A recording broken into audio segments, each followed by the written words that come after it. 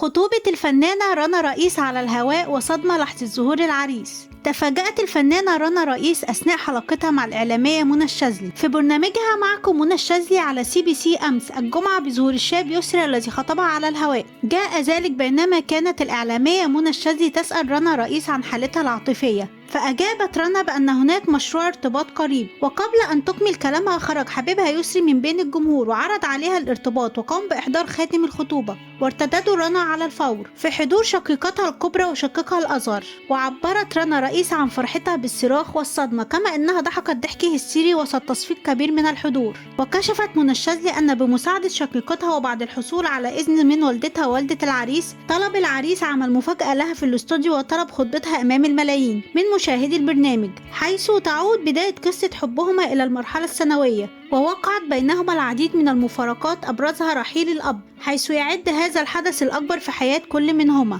واعتمد يسري على ذاته بعد رحيل الأب في آخر سنة له بالجامعة ليتمكن بالارتباط من رنا رئيس، وكان من المقرر إعلان خطبتهما خلال الأسابيع المقبلة، حتى قرر أن يفاجئ رنا رئيس على الهواء بخاتم الخطوبة.